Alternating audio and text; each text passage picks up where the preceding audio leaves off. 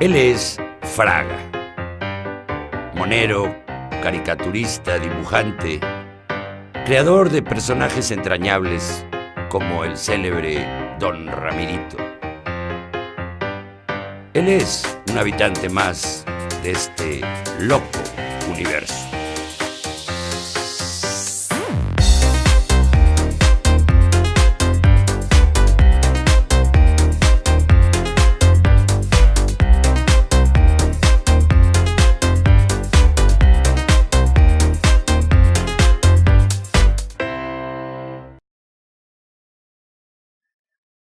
Bienvenido a este loco universo, Fraga. Muchas gracias, Ángel, por invitarme. Me da mucho gusto tenerte por aquí. Pues bueno, si quieres empezamos a platicar un poco, pues desde un poco el principio. ¿Cuándo empezaste a dibujar? ¿Cómo surge tu vocación para el dibujo? Y, bueno, por supuesto, para luego posteriormente la caricatura. Mira, pues fue por culpa de los periódicos, porque desde muy chiquillo, cuando estábamos suscritos en mi casa al periódico, o cuando menos lo compraban los domingos, que eran unos periódicos más grandes, unas sábanas tremendas, o me lo parecían porque yo estaba más chiquito, y la edición dominical de los monitos traía como 4, a veces 8 páginas, todas retacadas de tiras cómicas. Entonces a mí me fascinaba, yo todavía no sabía leer, pero me fascinaba ver todos esos dibujos. Entonces yo traté de, más o menos, de imitarlos y todo, nada más que en las paredes de mi casa. Para que no lo hiciera, pues comenzaron a comprarme cuadernos, libros de iluminar y todo. Y como yo soy el mayor de 6 hermanos, pues yo me la pasaba dibujando. Así surgió esa inquietud, ¿verdad? Fíjate, entonces desde muy pequeño. Desde muy chiquitillo, sí. Y luego, posteriormente, pues seguiste, o sea, es decir, ya había una vocación, porque bueno, los niños generalmente dibujan. Sí, cómo no. Más o menos, pero bueno, forma parte de las actividades infantiles de casi cualquier niño. Sin embargo, tú luego perseveras o sigues, pues, con esa afición. Así es, habría que ver por qué los grandes dejan de dibujar, ¿verdad? Porque, como bien dices, todos los niños estamos dibujando y algo pasa que los grandes dejan de hacerlo, ¿verdad? Y luego ya propiamente, cuando empiezas, digamos, o cuando tienes la inquietud de empezar a crear, tal vez, ya tus propios dibujos, ya no imitar, sino ya dar el paso a crear, no sé, tus propias ideas o personajes. Yo creo que entre los 11 y 12 años comencé a llenar cuadernos, pero ya con historietas, con personajes propios. Empecé con los superhéroes, pero luego los dejé y luego comencé a hacer yo mis propios personajitos. En ese sentido, ¿qué influencia tuvieron en ti, por ejemplo, los cómics o las revistas, no sé, las historias de dibujos animados? Muchísima. Todas las películas de Disney que las veíamos en el cine normalmente, no teníamos internet, en la tele a veces las ponían, a veces no. Entonces Disney me influyó mucho. Y Mortadelo y Filemón, que era un cómic que aquí lo reproducían en México en los 70 y tantos. ¿Ah, sí? Y yo que lo compraba cada semana, ¿no? Yo estaba fascinado.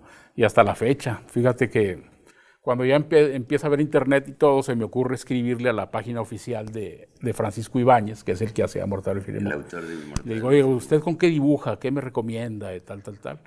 Y me contesta, pero por correo tradicional, con un dibujo de él firmado, y por atrás le pone con pluma, Fraga, siempre con pluma. O sea, él se refería a la plumilla, a esta, ¿verdad? Que es la plumilla, ¿verdad?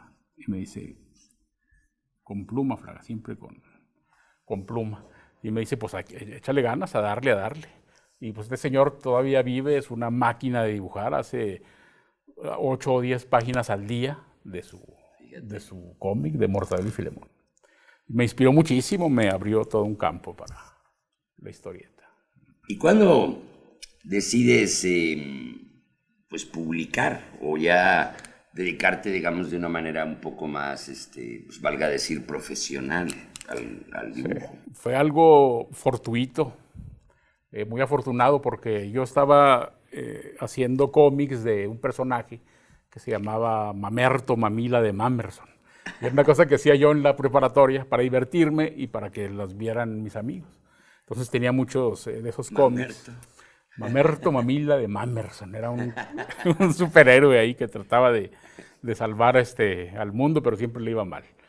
Entonces se ponen de moda en Saltillo las copiadoras Xerox y podías reducir ahí las imágenes. Entonces yo llevaba mis cómics grandes y los reducía y luego hacía yo mis propios cuadernitos como un cómic.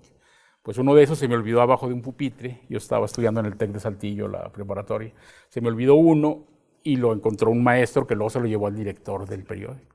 Entonces me mandan a hablar y yo pensé pues, que me iban a regañar por andar haciendo esas cosas.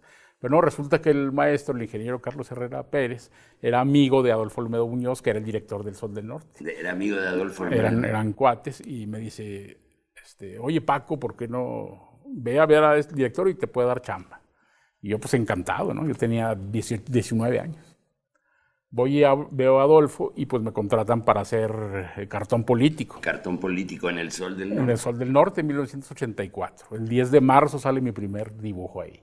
Fíjate. Y luego el mismo Olmedo me dice que sí, que por qué no hago una tira cómica también.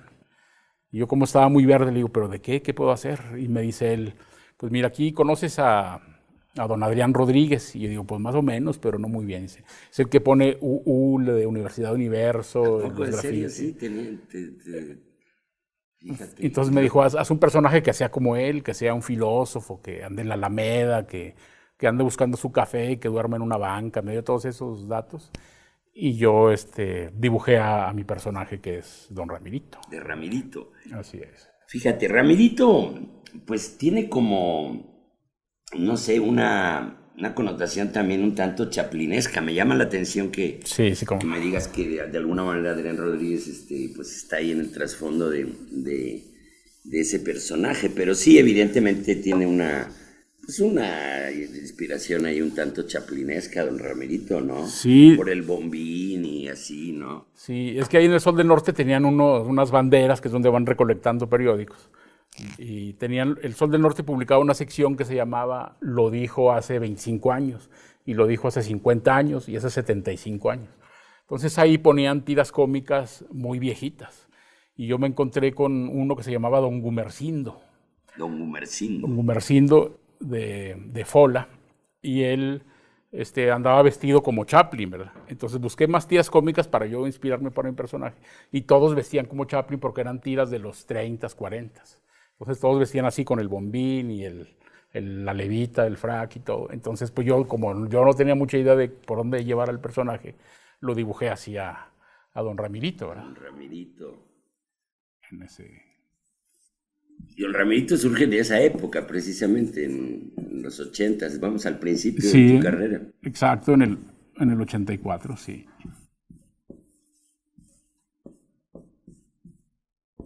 Entonces por eso le pongo su... Habría que preguntarle a don Ramirito quién es Fraga. No, hombre, bueno, si le preguntas se va a enojar, porque don Ramirito... Se enoja conmigo porque siempre lo hago sufrir mucho en las tiras cómicas. Es que por ahí, tú que eres poeta, escritor y todo, debes saber que normalmente nos identificamos con los personajes. Y que en cuestión de tiras cómicas, cuando al personaje le va muy mal, pues eso nos lleva a la risa, ¿verdad? No que seamos sádicos ni nada, pero normalmente nos da risa cuando le va mal. Y al don Ramirito siempre le va mal en cuestión de amores, ¿verdad? Sí, siempre anda sufriendo con eso. El don Ramirito. Entonces surge esta tira y pues ya. Y surjo también yo. Yo al principio empiezo a firmar así mis cartones, ¿verdad? ¿Y cómo surge la idea porque bueno, los caricaturistas efectivamente toman, no seudónimo, pero un nombre original propio. ¿Cómo surge Fraga, pues, como tal? Como yo estaba estudiando ahí en el TEC de Saltillo, tenía un maestro que aprecié mucho y el que le ilustré un libro de la historia de la siderurgia en México, que es el maestro Oscar Pir Pérez. Entonces él vio mis dibujos en el periódico y me dijo, oye, ¿pero qué es eso de FUDA? ¿Qué es eso? Y digo, pues son mis siglas, maestro. Y me dice, no, eso de FUDA no se entiende, la gente no lo va a recordar ni asociar, ponte otro nombre. Para eso estamos platicando en la cafetería, ¿verdad? Y yo le digo, no, pero ¿cuál? Y me dice él, pues ponte Faga, o Fraga, me dice el maestro. Digo, pues Fraga suena bien. Digo, bueno, ¿lo vas a firmar así? Digo, sí, lo voy a firmar así. Dice, muy bien, desde mañana yo te bautizo en el nombre de Fraga. Y agarró su Coca-Cola y me la echó en la cabeza. Y yo, dice, ya eres Fraga. Bueno, dime una cosa. Hablabas de la risa. Qué importante es la risa, ¿no? La risa nos hace humanos de alguna manera, ¿no? Es algo específicamente muy humano la risa. Sí, como no, es algo terapéutico. Con la risa ganas años de vida. Entonces, pues yo trato de brindar eso todos los días con sentido del humor. Con mis monos, sí, ¿no? Dibujar una... Es algo que también tenemos como extensión los dibujantes, que además de dibujar un monito, tratamos de dibujar una sonrisa en el lector, ¿verdad? Claro. Sí, es que qué importante es tener sentido del humor, ¿no? Sí, cómo no. Uno no puede ir por la vida así todo serio y rígido. Amargoso. Siempre es bien importante darse la oportunidad así de tener sentido del humor. Y incluso se ven las cosas de una manera muy distinta cuando uno tiene la capacidad de tener ese sentido del humor. Sí. Sin embargo, por ejemplo, en el cartón político, por ejemplo, no siempre les cae muy bien a los políticos que se les aplique el sentido del humor, ¿verdad? Sí. Es que mira, yo al menos ahí, otros colegas, yo no sé, ¿verdad? Pero yo cuando menos trato de no ofender la parte privada del político o de cualquier funcionario, lo que sea. Yo trato de hacer un chiste sobre lo que está haciendo mal en cuestión de su función pública, ¿verdad?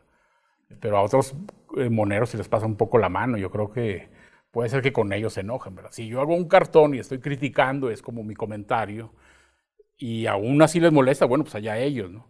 Pero yo trato, siempre me pongo como propuesta el no llamar tanto a la reflexión, sino más bien tratar de buscar una sonrisa, de ser algo medio gracioso, ¿verdad? A veces no lo logro, pero... Sí, es un poco más humor blanco el tuyo, valga decirlo así, ¿no? Sí.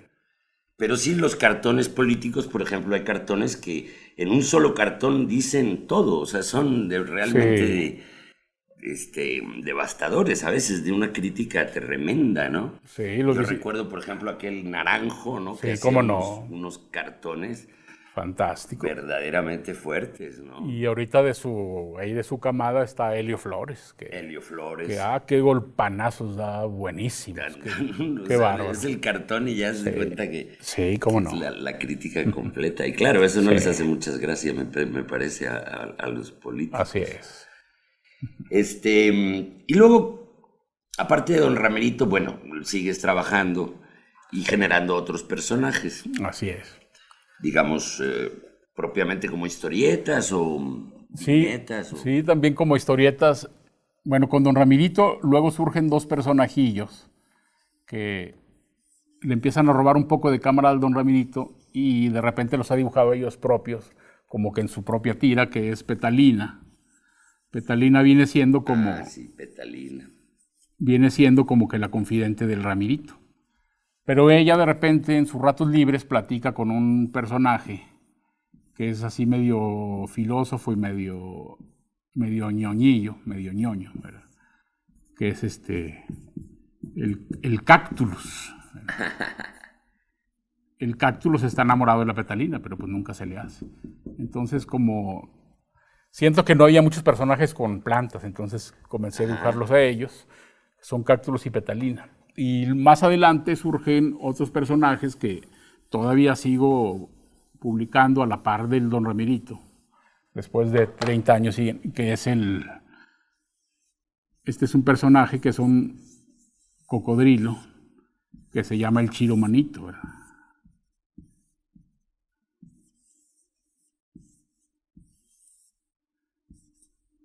Él siempre anda en los bares y ahí arreglando el mundo y peleándose con la suegra. Que ese es un personaje más como... ¿Cómo se llama ese? Es el Chiro Manito.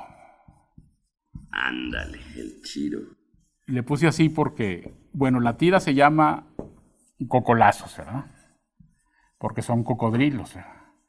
Dibujé cocodrilos porque en aquel entonces, no voy a decir nombres, pero el que era el jefe de redacción yo hacía una tira con políticos y pues les pegaba a los políticos de aquel entonces, pero en tira cómica. Yo decía, ay, es que ese está muy fuerte, ay, es que ese mejor no, ay, es que ese... Entonces, para yo no meterme en líos, dije, pues mejor voy a dibujar cocodrilos. Entonces eran políticos, pero cocodrilos, y la señora cocodrila, y cualquier personaje, y todos eran cocodrilos, y así ya no me metía yo en líos. Y entonces, en aquel entonces mi tira se llamaba Infraganti, para hacer un juego con lo de Fraga y todo. Pero como ya dibujé cocodrilos, un cuate me ayudó, no, pues parecen cocolazos, ¿verdad? Entonces le puse los cocolazos. Y este personaje del Chiro Manito surgió porque... Como medio pandilleril, ¿no? Algo sí, así. Medio sin chamba y le va a la América y anda en la tranza diaria, ¿verdad? Entonces, uno de mis hermanos, Oscar García, me platicó de una muchacha de las fiestas de la vida galante, que siempre andaba a medios chiles y decía a todo con el que se encontraba, lo abrazaba y decía, el Chiro Manito, y todos en la pachanga, el Chiro Manito, Entonces me gustó eso del Chiro Manito y así le puse el nombre al personaje, ¿no? Es interesante porque, bueno, retomas la idea de darle vida a plantas, animales, como el caso del cocodrilo, lo cual no es tan habitual, ¿no? Me parece dentro de la caricatura. ¿Lo buscaste así, como una manera de hacer algo original, diferente? Sí, porque como estamos en un desierto, en Coahuila, yo quise hacer, al principio mi idea era dibujar lagartijas, ¿verdad? Pero como la gente los empezó a ver más como cocodrilos, pues ya los dejé como cocodrilo. Y luego me di cuenta que también hay cocodrilos en las áreas selváticas del país y todo. Entonces dije, bueno, pues un cocodrilo nos puede servir y aparte por la piel dura y escamosa, como muchos mexicanos somos, que a pesar de que nos golpean y nos dan... Ahora ya hasta pejes por ahí. Sí, peje lagarto. Habrá pejes, pero no peje lagarto. Sí, cómo no. Oye, la caricatura, bueno, la historieta en México tiene una larga tradición en nuestro país, ¿no? Sí. ¿Tú cómo ves? Digo, definitivamente te sientes parte de esa tradición, de esa historia pues sí, sí me siento la historieta en México. Sí me siento parte, quizá no demasiado conocido en todo el país, pero al menos acá en mi estado Coahuila yo creo que sí.